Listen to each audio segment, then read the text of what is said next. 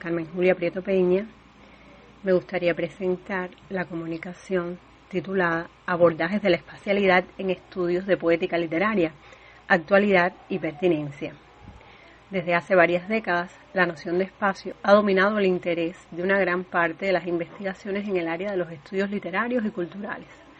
Aunque partiendo de muy diversas premisas epistemológicas, todas las aproximaciones coinciden en reconocer el valor del espacio en la movilización de sentidos no exclusivamente espaciales y con ello la elección de esta coordenada como marco de referencia para la comprensión de procesos acaecidos en torno a los individuos, la cultura y la sociedad. Son varios los factores que han coadyuvado esta preeminencia del espacio. Mencionaremos, en primer lugar, los efectos de las continuas revoluciones científico-tecnológicas sobre la generalización de una cultura espacial y visual.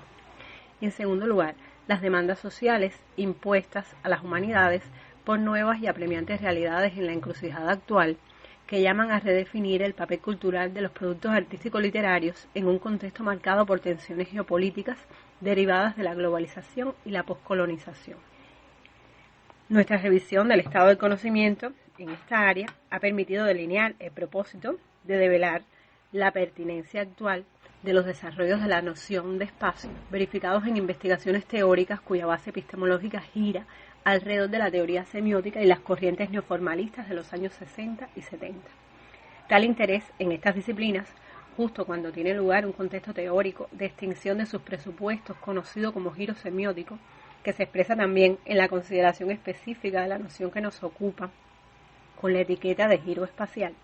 no representa en modo alguno retomar la tendencia inmanente y restrictiva basada en la mera explicación de los códigos topológicos literarios. Más bien lo anima la necesidad de distinguir entre objeciones dirigidas fundamentalmente contra los presupuestos generales en que se asientan estos enfoques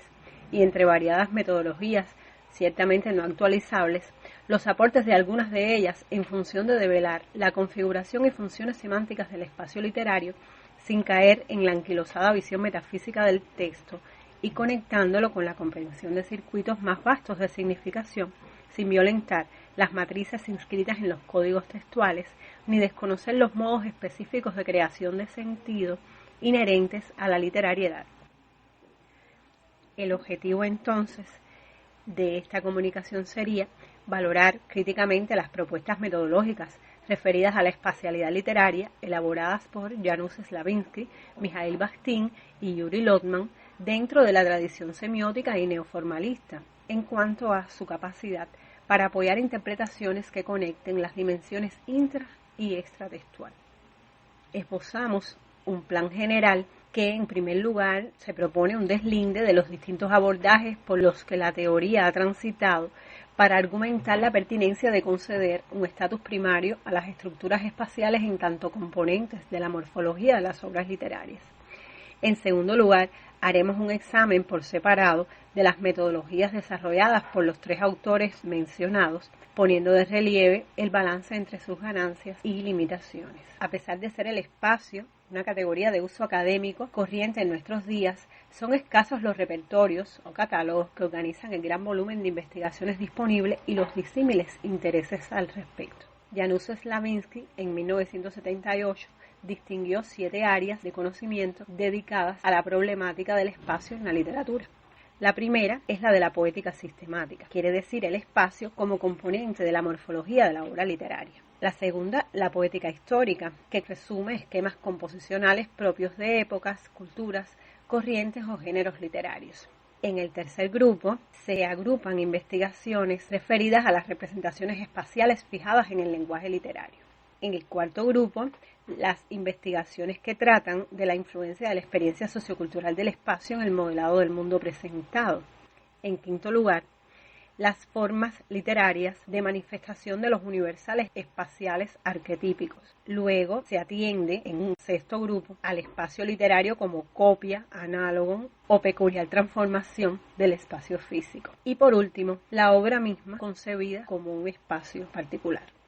En años recientes, el investigador David Matías registra el devenir del Spatial Turn en un reciente catálogo. Divide allí dos grandes grupos de investigaciones según traten el espacio en la literatura o la literatura en el espacio. La primera de estas agrupaciones incluye enfoques narratológicos que marcan sus estrategias con el prefijo geo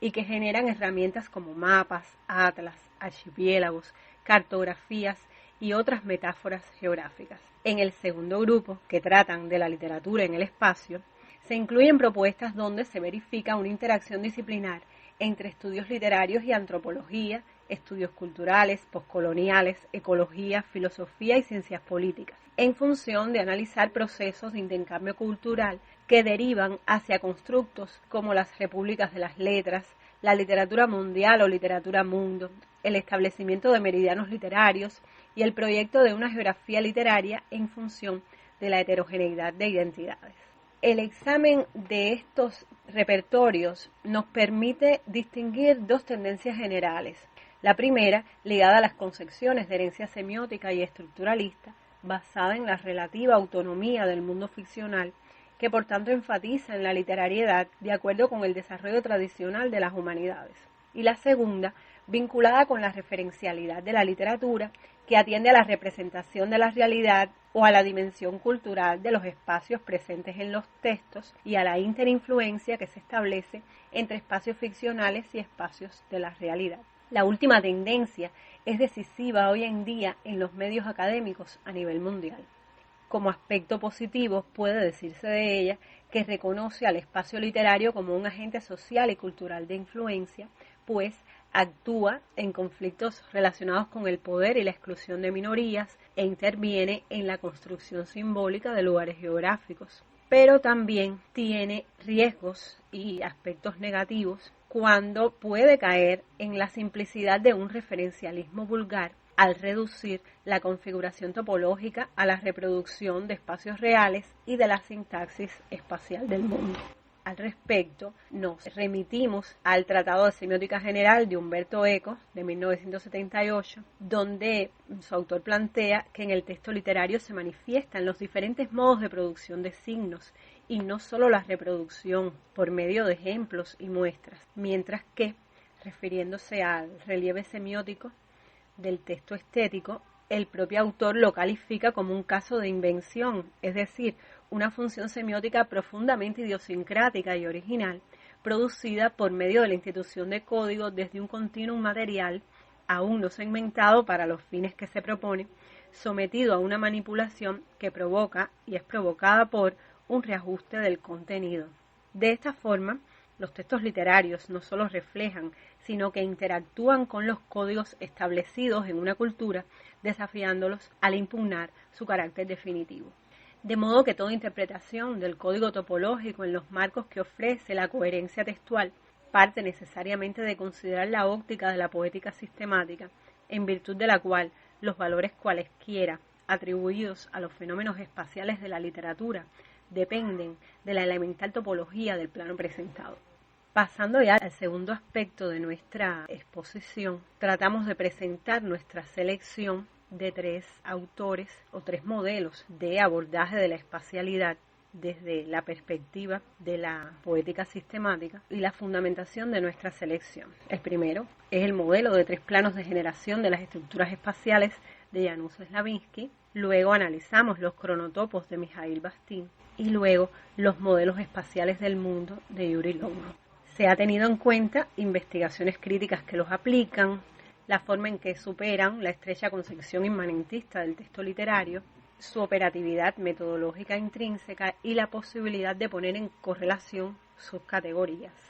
La célebre propuesta de Janusz Slavinsky, que hemos denominado 3 planos de generación de las estructuras espaciales, por su propuesta de 3 planos simultáneos, donde se conforman las estructuras espaciales en el texto, la descripción, los escenarios y los sentidos añadidos, encontramos que esta propuesta es positiva porque devela no solo las estructuras topológicas, sino también su proceso de gestación lingüística, Además, encontramos que a través del plano de los sentidos añadidos es posible vincular el mundo ficcional con los sistemas semánticos de la tradición literaria y cultural. Esas connotaciones, que son los sentidos añadidos, se proponen como jalones de referencia para toda interpretación posible, a lo cual contribuye su carácter estandarizado, por lo que será necesario a posteriori precisar esas connotaciones, desambiguar algunas de ellas, estableciendo un sistema de jerarquías y relaciones al concentrarlas con los sentidos que se gestan desde otras estructuras textuales. En el caso de los cronotopos bastinianos, muy conocidos también en el ámbito de los estudios literarios y de mucha fertilidad en estudios críticos y de poética histórica, encontramos que algunos cronotopos tienen especial importancia desde el punto de vista del espacio, porque a pesar de lo que está establecido en la definición de la categoría cronotopo, hay determinados cronotopos que revelan una importancia espacial mayor incluso que la importancia que tiene el tiempo. Son ellos, por ejemplo, los casos de la novela de vagabundeo, el idilio, el camino, el encuentro, el castillo, por poner solo ejemplos. Por otra parte, el examen de los cronotopos colabora en el establecimiento de la orientación semántica global del texto, toda vez que su realización parcial o total presupone la asunción por parte del sujeto de las acciones creadoras de determinados valores, determinada cosmovisión. Los modelos espaciales del mundo de Yuri Longman, también muy conocidos y también muy utilizados, permiten aprovechar las posibilidades de la modelización espacial de los contenidos que no son espaciales. Es relevante dentro de su propuesta, a pesar de que no forman parte de los modelos espaciales, las categorías de semiosfera y la de frontera o límite, que tienen una importancia cardinal a la hora de la descripción espacial, no solo del texto literario específicamente, sino a nivel de la cultura, porque permite concebir la cultura como un todo interconectado, donde interactúan multiplicidad de textos. Y en el texto artístico, la importancia que se le concede al límite es que divide, por supuesto, el espacio, al menos en dos partes, con una orientación explícita de lo interior a lo exterior y viceversa. Esta es la base de los modelos espaciales precisamente. En esta oposición bipolar, el primer término representa la perspectiva in, que designa algo conocido, comprensible, protector, familiar, mientras que el segundo es expresivo de la perspectiva ex y encarna los antivalores de lo extraño, lo diverso, lo incierto, lo inculto o lo negativo. Pueden ocurrir oposiciones en varios niveles, incluso pueden varios de estos modelos superponerse en un mismo texto. Por tanto, esto hace que la interpretación de estos esquemas pueda abarcar un espectro semántico muy amplio. Bien, como conclusión de este trabajo, nos ha conducido esta revisión que hemos emprendido a una generalización que consiste en que, independientemente de intereses más o menos restringidos a la poética sistemática, estos enfoques que han sido trabajados poseen una conciencia aguda con respecto al debate metodológico presente en las humanidades el último medio siglo sobre la necesidad de superar la explicación fragmentada de las estructuras textuales en búsqueda de un metalenguaje capaz de abordar lo literario en su conexión intrínseca con los demás lenguajes actuantes en la cultura. Tanto la apuesta por el potencial analítico atribuido al espacio como el diálogo profundo con las ciencias naturales constituyen estrategias puestas en práctica por estos autores para este fin. En la epistemología que estos acercamientos construyen, colaboran premisas lógico-filosóficas, antropológicas, semióticas y lingüísticas, que dan forma a metódicas rigurosas y sistemáticas de enfoque interpretativo, conducentes a regular la diversidad de interpretaciones en función de lo que en el texto aparece postulado como matriz de significaciones. Por tanto, ellos ponen en práctica un asedio a las estructuras espaciales que aspira a atravesar dimensiones semánticas tanto extensionales como intencionales, es decir, se atiende tanto a la estructura genésica como a la sintaxis espacial y a las relaciones paradigmáticas con valores axiológicos de diverso tipo, tanto en la dimensión intra como extratextual. Y por último, sobre el estatus institucional actual de las disciplinas a que se ha hecho referencia, no existe una razón plausible en considerar extinguido o fracasado un proyecto epistemológico solamente a partir de su desplazamiento o pérdida de visibilidad en los centros académicos más influyentes. En el caso particular de las ciencias humanísticas en Cuba, los enfoques semióticos y de herencia estructuralista han tomado parte, por décadas, en un amplio corpus de investigaciones críticas de gran pertinencia, no solo como profundización en la literatura nacional, sino como ampliación del estudio de nuestra cultura. Bueno, hasta aquí mi exposición. Muchas gracias. Tienen la palabra.